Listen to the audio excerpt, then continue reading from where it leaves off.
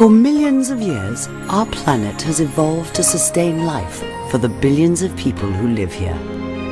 Throughout her vast history, Mother Earth has remained in a pristine state of life-giving balance and abundance. But over the past decade, in what could be considered a blink of an eye, we changed the world we were meant to live in. With the coming of the Industrial Revolution, we polluted our air, contaminated our water, depleted our soils, and introduced thousands of new chemicals into our environment. These chemicals and pollutants have resulted in a more toxic environment than at any other time in the history of the world. And now, it is not only possible for you to end up with many of these chemicals in your body, it is inevitable. We inhale pollutants into our lungs from the fossil fuels we burn and consume herbicides and pesticides from the food we eat and water we drink. But these are not the only source of toxins in our bodies. A surprising number come from the personal care products and household cleaners we use every day. If you wash your face, brush your teeth, shampoo your hair, use deodorant, or rub lotion into your skin, you almost certainly have potentially harmful chemicals in your body at this moment. It doesn't stop there. If you clean your clothes with detergent, live in a home with stain-free carpet, or drink bottled water, chances are you have potentially harmful chemicals in your body that can wreak havoc to your health. Most people realize that we now live in a world that's far different than only a few decades ago. We live with air pollution and water contamination, for example, and most people know about these issues because we hear about them every day in the newspapers and on television. But when it comes to personal care products like hair shampoo, color cosmetics, mouthwash, toothpaste, it seems that fewer people are well informed about the potentially harmful ingredients and the potential harm they can do long term. The problem essentially is that we are living with over 80,000 man-made chemicals in our environment. Chemicals that are used in everything from food and packaging to personal care products to prescription drugs to solvents and cleaners and detergents of every kind. But not only do we have those 80,000 chemicals to contend with, we invent about 2,000 new ones every year. Even more shocking than that, we import or produce an estimated 7.1 trillion pounds of those chemicals into the United States annually. Do you think some of those chemicals are finding a way into our bodies? You can be sure they are. But the worst part is, there's no telling what kind of damage they're doing. Only 200 of those 80,000 chemicals have ever been tested for safety, and only 5 have been regulated by the EPA. What's really alarming is to look at the studies done by the EWG, the Environmental Working Group.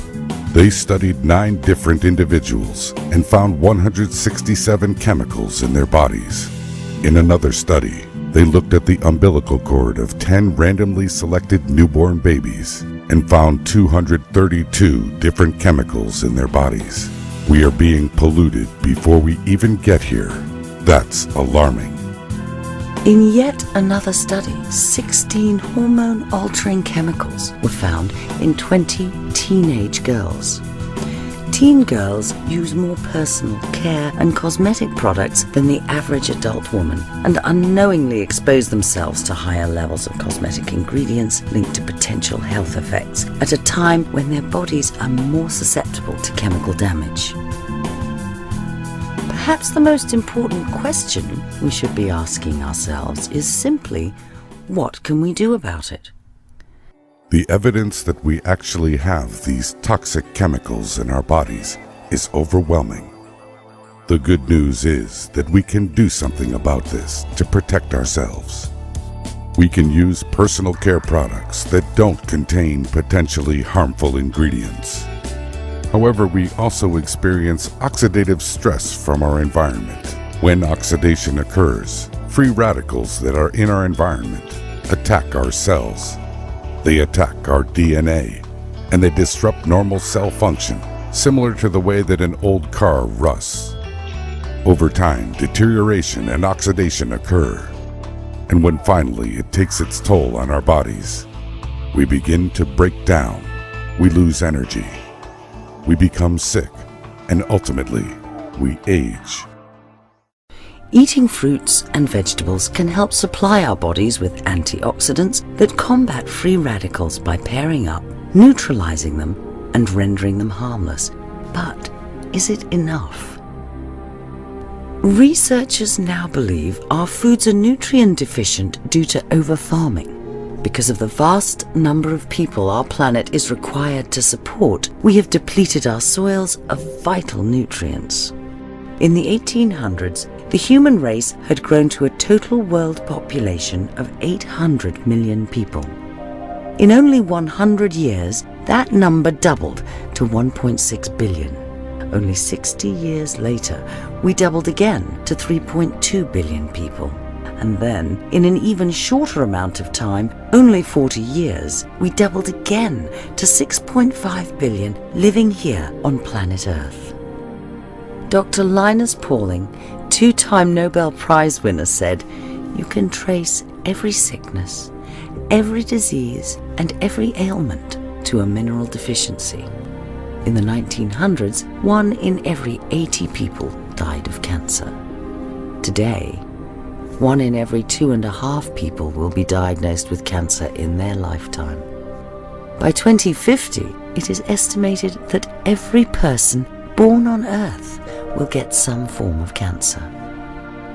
Consider the $400 billion pharmaceutical industry, which for decades has been the most profitable industry in America.